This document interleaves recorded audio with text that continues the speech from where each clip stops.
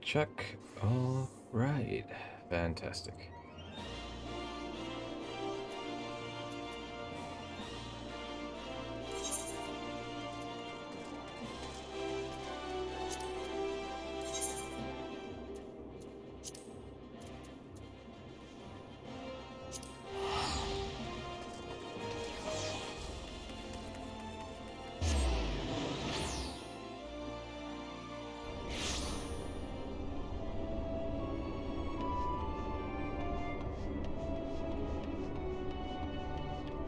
Now, where was that teleporter?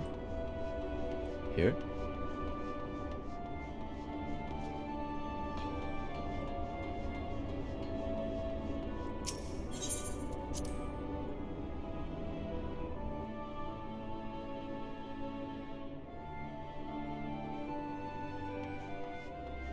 Yes, this is where we last left off.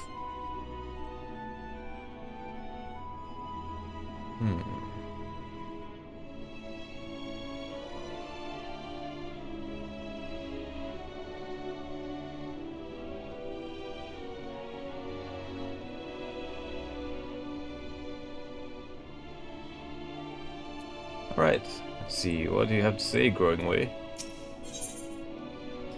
Growing Way is keen to put his recent mishap behind him. It may not seem like it, but we've been planning for this far longer than I care to admit.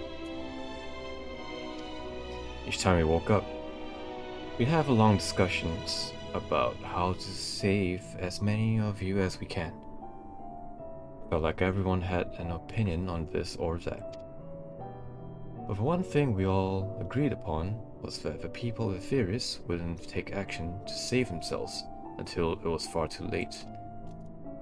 That's why we're striving to make the moon a vibrant, magical place they'd hop at the chance to visit, rather than waiting for the flames of oblivion to get them off the tails and force them to accept our invitation.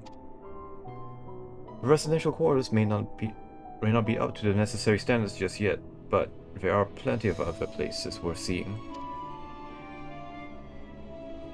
You've already had a look around the Curatorium, but wait until you see what's waiting for you at the east end of the borough. Follow me.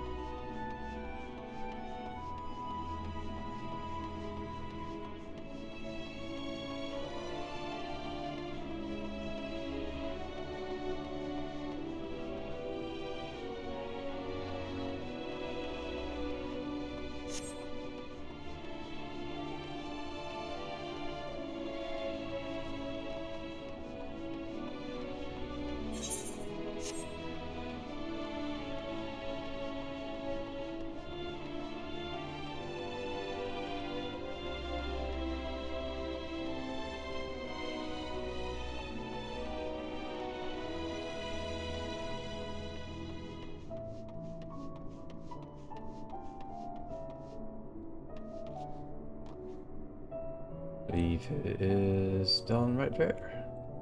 Alright.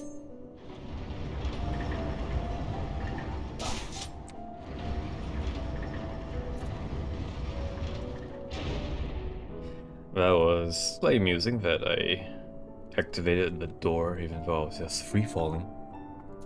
Right. Growing Way. Good, you're here. Through this door is the greatest End's Veil. It was named as such because it's the veil to end all veils, the most beautiful forest you will ever see. We understand that the people of Etheris enjoy taking leisurely walks through natural spaces and the like, so I'm sure you'll enjoy it. How about we start with a nice stroll to the fountain? This way.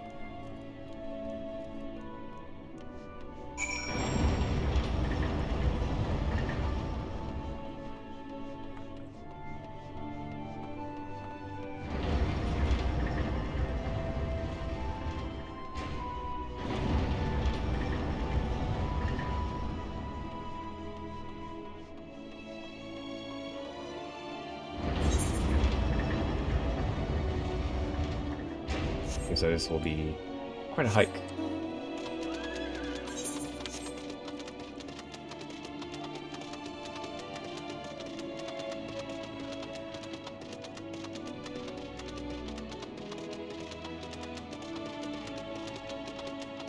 Huh. Are these supposed to be the forests?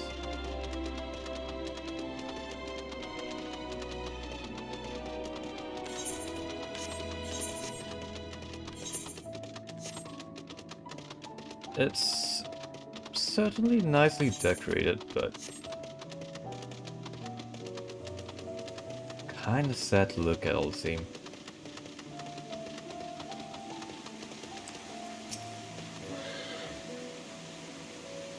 So what did you think of the forest? Isn't it positively pleasant? Simply sublime? Oh, it's kinda nice, but at the same time it also kinda just looks like, I don't know, a whole bunch of silos standing on end.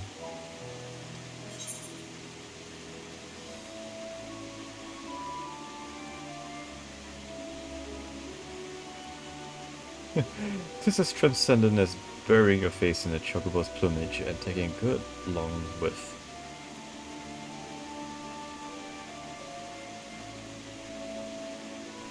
I didn't see any... wait. You don't mean those crystals out there are... Right you are. Our forest is made of crystals and constructs, dotting the landscape as far as the eye can see. Oh no.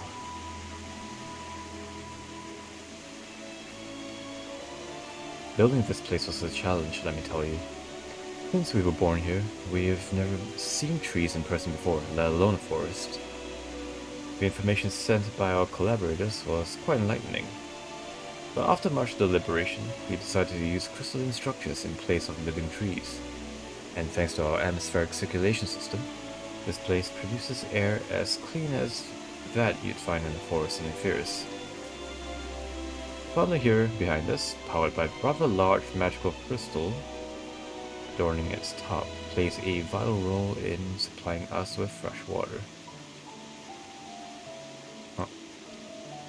Much time and effort was spent making it the most spherical of spheres. And I dare say the unparalleled roundness speaks for itself. I enjoy nothing more than a nice long stretch, and a spot of relaxation whenever I come up here. Feel like you could do the stretch yourself. Alright. At the very least, just to entertain you.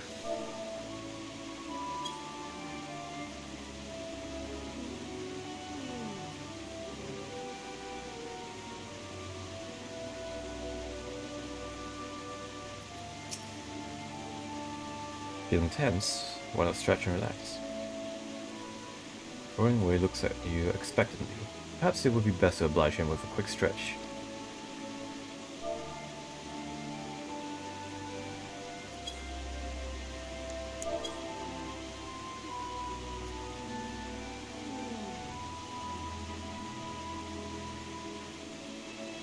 That's the spirit. I feel more relaxed simply watching you. A sight worth the many years spent building this place. If it's not too much to ask, it's always been a dream of mine to take a walk through this forest with someone from Ephesus. Could we maybe... Of course. You will? Oh, be still, my quivering whiskers. Your growing ways now accompanying you.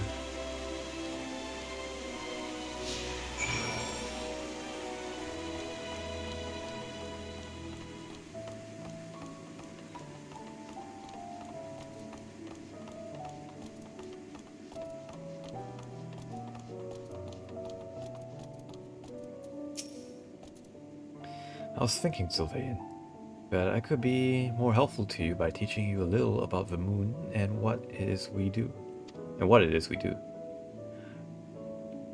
When we were first created, the moon's sole purpose was to hold the zodiac, and there was absolutely nothing to be found here.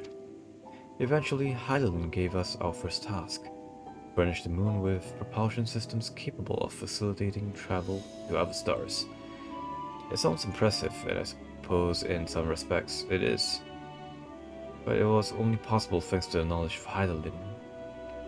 Oh, it was only possible thanks to all the knowledge Heidelin shared with us. We also had a lot of time to get it done. 6,000 years, give or take. Words. But anyways, let's keep going. Nothing like a relaxing stroll to forget one's worries, eh?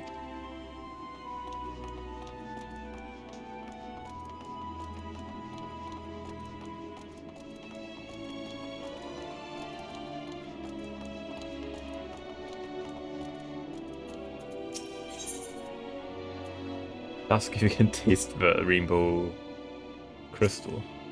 What? No. I'm not sure what is it you do with crystals in Ephirus, but we don't eat them. And certainly not this one.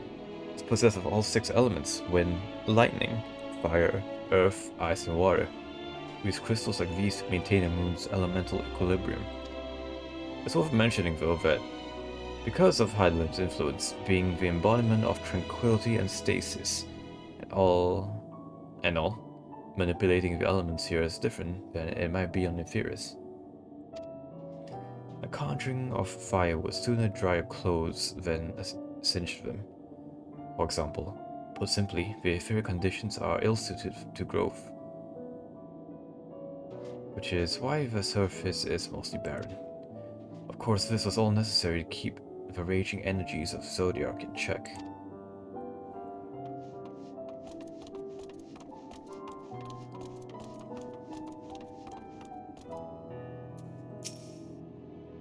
This may come as a surprise, but we didn't begin building the habitable areas until after the propulsion systems were ready. Considering how long it took, I wish we'd start sooner. Who would thought we need 4,000 years to make all this?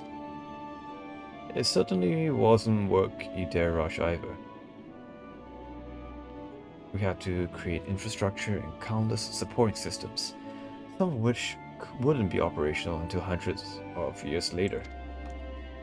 And then there was the brief period where our productivity came to a screeching halt. When that bizarre red satellite was sent up from Ephirus, the elegant mischief, I think. We thought maybe some new nefarious actor was colluding with Zodiac. All we could do was stand by and brace ourselves for the worst. I can't tell you how relieved we were when Heidelin informed us of its destruction. Oh yes, there was much joyous humming that day.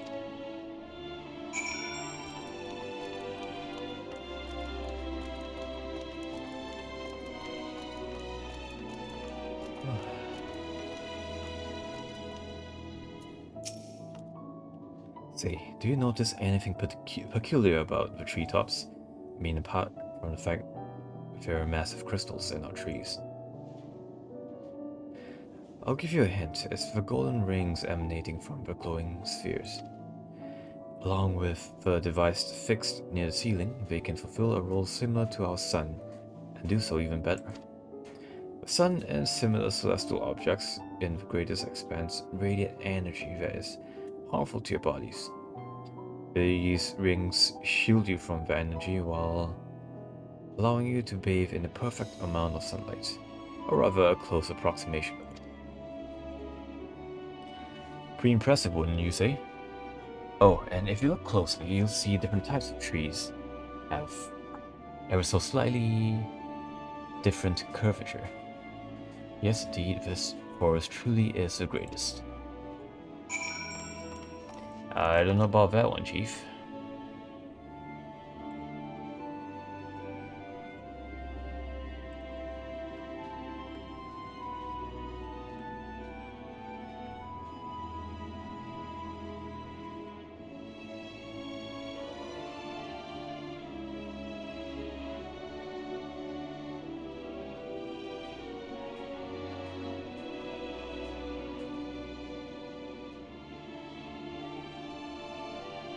Okay.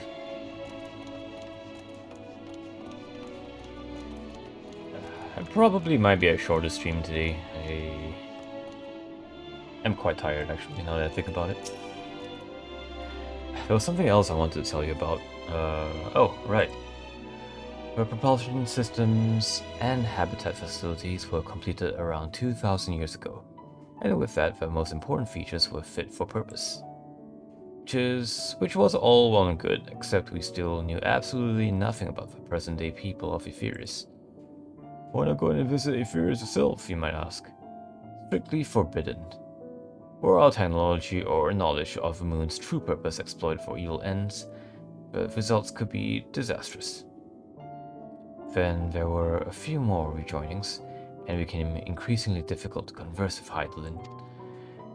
Fearful we might lose the ability to communicate with her altogether, we beseeched her to find people in Etheirus we could trust to help. We were quite fortunate everything worked out as it did.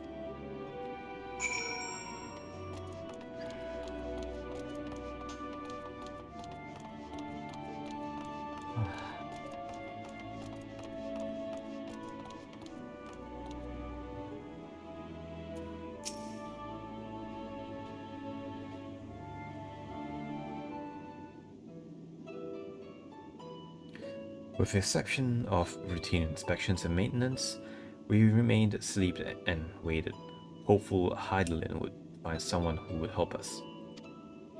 Eventually she did, and though her power was waning, we were able to speak to them directly for a short while. We shared with them everything we could, including our knowledge of the heavens and the means to travel here to the moon. They certainly didn't waste any time with what we taught them. No more than a few years after that, our collaborators found a means to convey messages and supplies to us from down below. With all the letters, books, and other resources they sent, we learned enough to start making more meaningful changes to the moon. And now you're here, hopefully enjoying yourself as much as I am.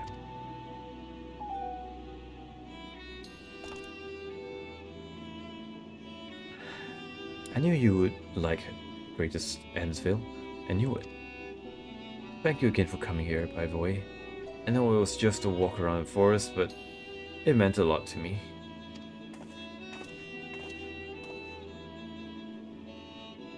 There you are. I take it you've already received the Grand Tour. A shame we missed it. Growing Way, I've been looking all over for you.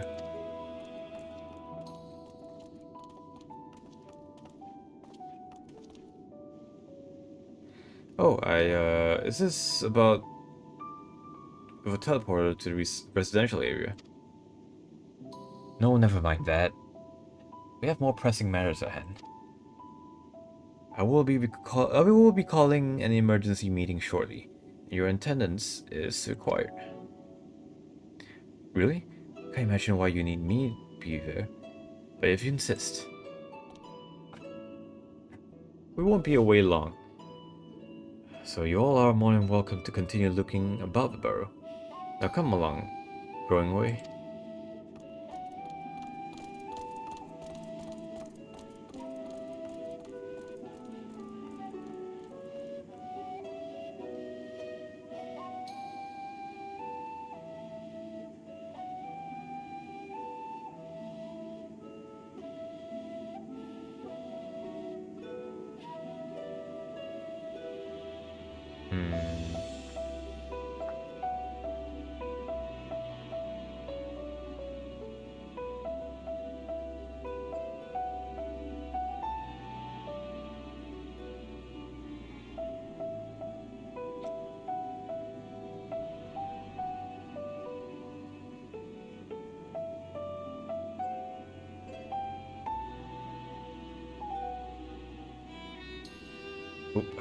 See.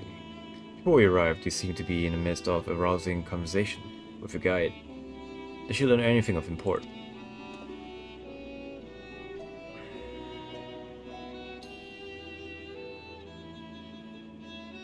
They spent 12,000 years preparing for this. With the appointed hour fast approaching, I can certainly understand their restlessness, but still. It remains to be seen if the people can be persuaded to evacuate when there are yet no signs of the final days. What's more, the technology of this place defies imagination. I doubt there are many who would readily come to terms with living in such surroundings. Whoever these collaborators are, unless they are possessed of the world's most charming personalities, or means to forcibly evacuate people, we will meet a great deal of resistance. Indeed, even if faced with annihilation, the decision to forsake all one knows cannot be made lightly.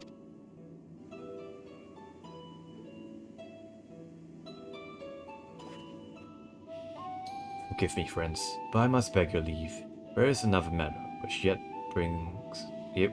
begs for mine attention. Of course, we can accompany you if you like. Nay, that won't be necessary, if you will excuse me.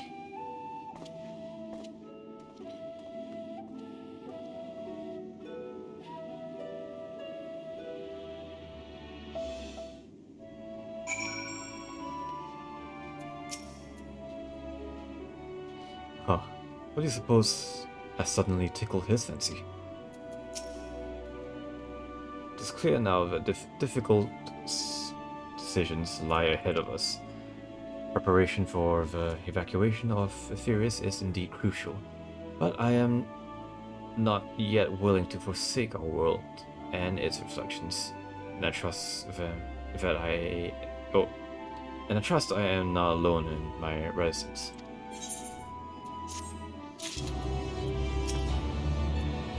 The final days will make brave fools of us all.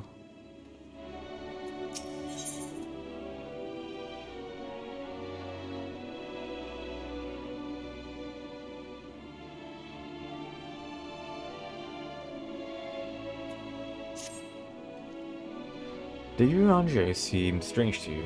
More so than usual, I mean.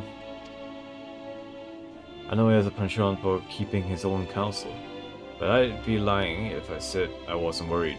Will you go and see if he is alright? Stola and I will remain here and see what else we can learn about the final days. If you hurry, perhaps you can catch up to him.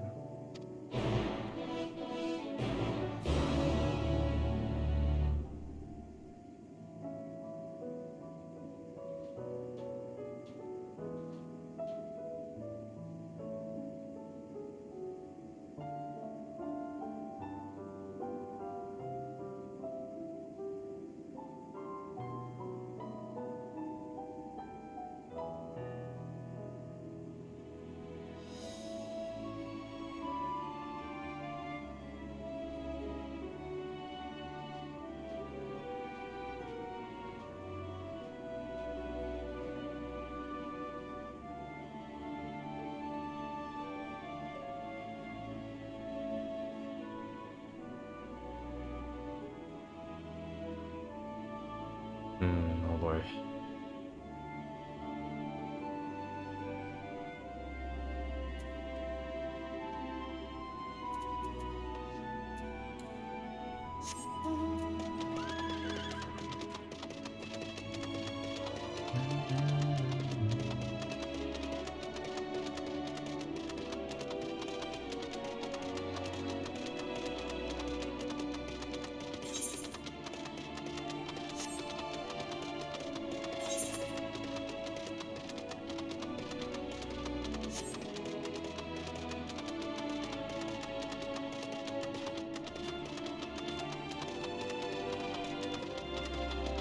I am indeed incredibly sleepy.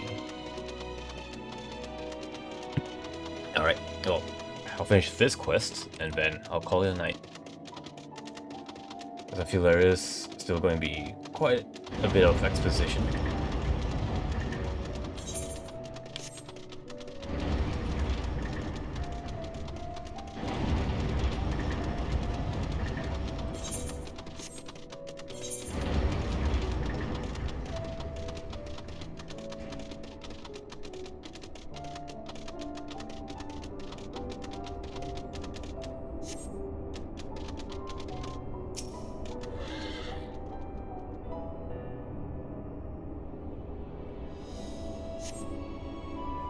Hey, Bullhammer.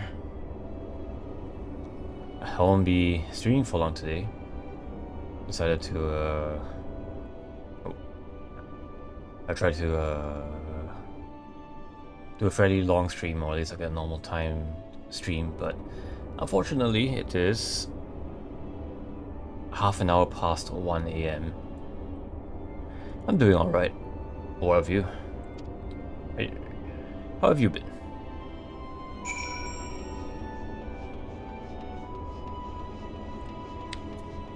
Doing fine? That's fantastic.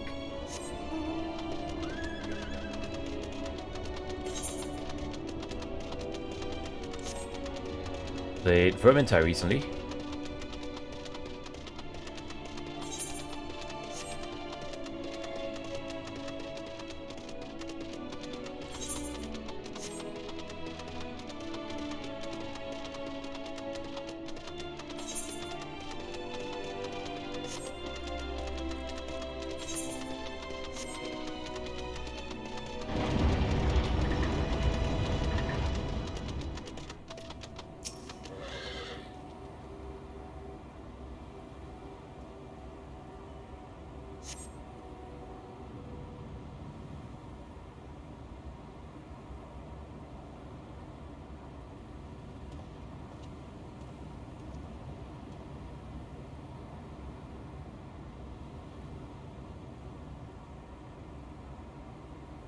Iranje ventures off into Mare Lamentorum.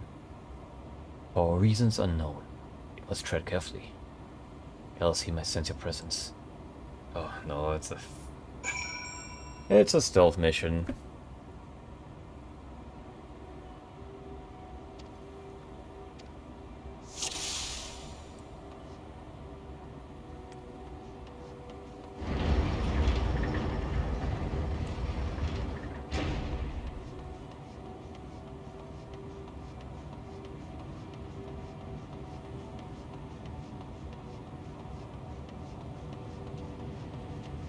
You gonna turn around?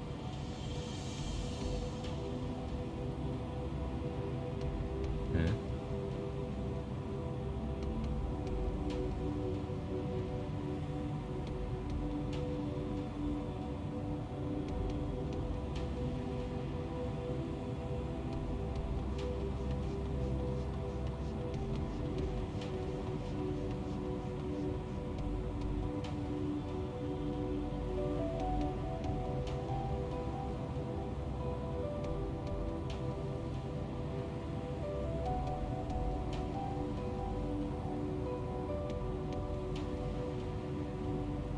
Who's there?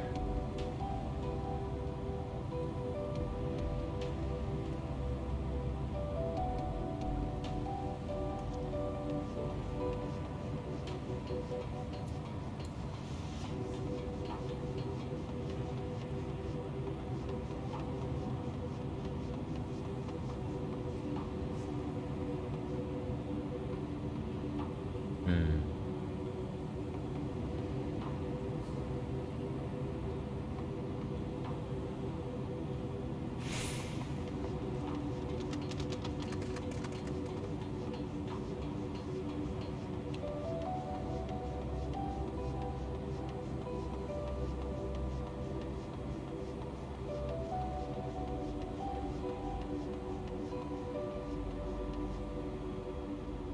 Okay, there you go.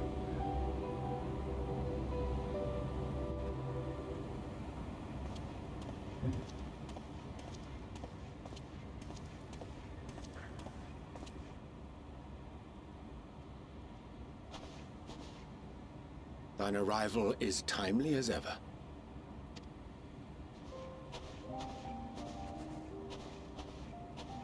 Thou didst chance to overhear my conversation with Living Way, I presume? Indeed. 'Twas not mine intent to move in shadow. Nevertheless, I have been asked to do that and more yet again. Is it so plain that these strangers could intuit it at a glance? My capacity for silence and secrecy, and duplicity.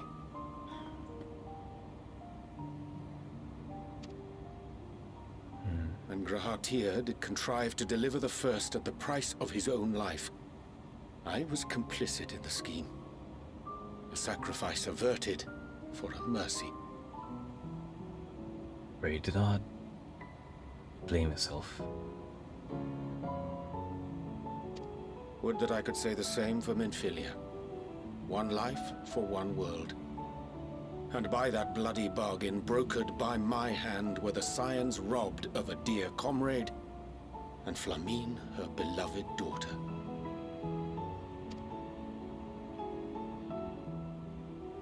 Two souls, whose selflessness was beyond measure, whose resolve was unshakable. They would not be moved even had I thought to protest. But protest I did not. Far from it. I pushed them forward. They saw fit the sacrifices they chose to make.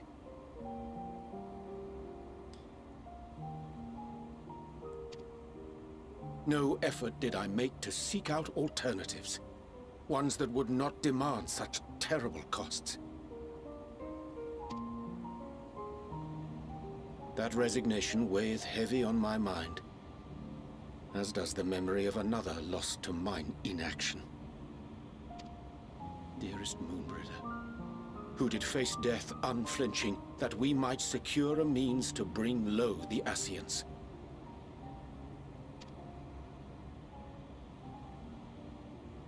In her hour of need, I did naught. Dutiful disciple of Louisoix, ever looking to the greater good.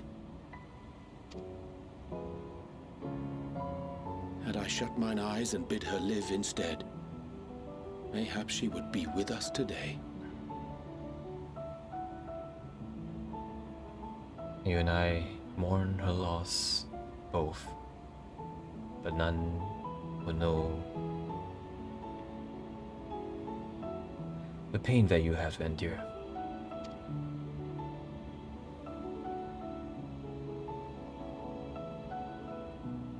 Selfish wants, born of everlasting regrets. Most days I put them from my mind, but could think of naught else when asked to swallow the same bitter draught. Subterfuge and sacrifice. Mayhap the right moral choice, but one I regard with great trepidation.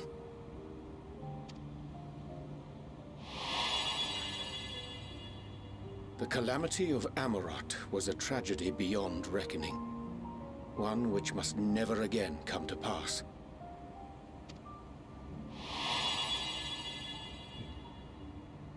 Thus must we struggle, haunted by ghosts of those we have lost, clinging to those we pray we can yet save.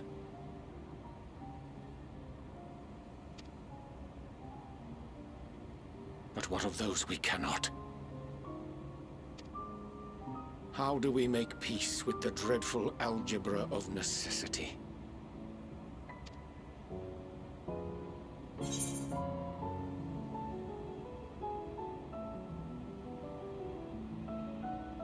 Have faith in yourself and your decisions. Take heart and protect well those you can.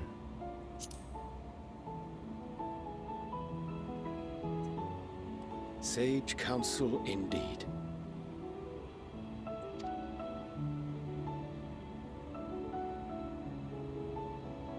I see. Wisdom as befits a great worm. Curious that he should think thee in need of such encouragement. Strange. Scarcely can I remember when last we spoke alone, and so candidly.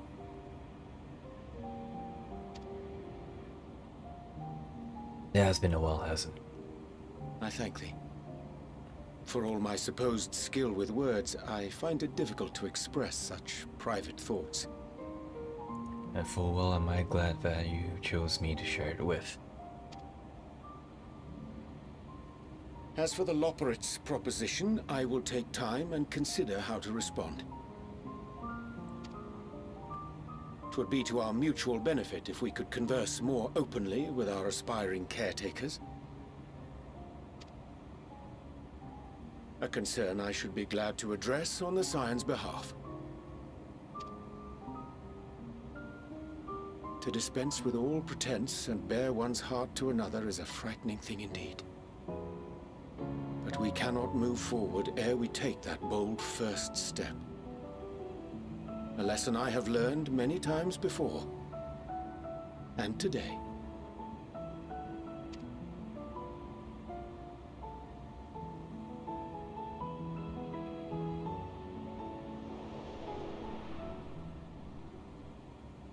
What are they saying? Curse these ears and that barrel! Tiny little bunnies. No matter. We've got our plans.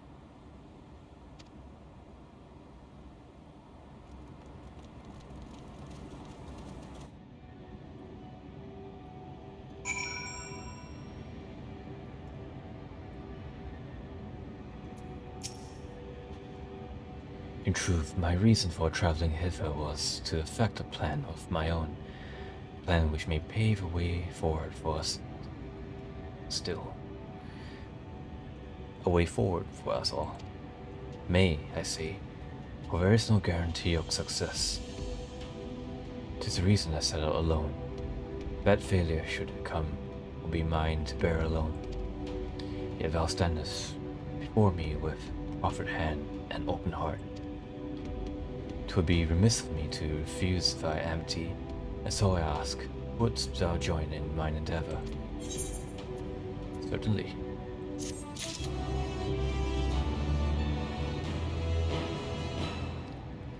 However, that would be for another day. Perhaps tomorrow, actually.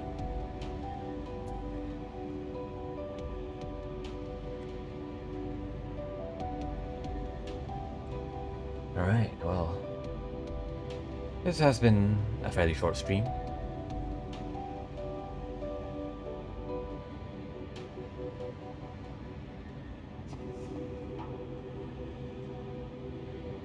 I apologize that it couldn't be any much longer, however, I am suddenly feeling very tired.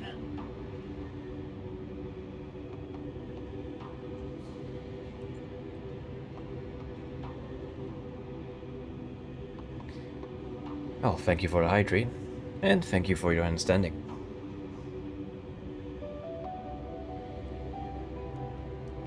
And you have a good day too, my friend.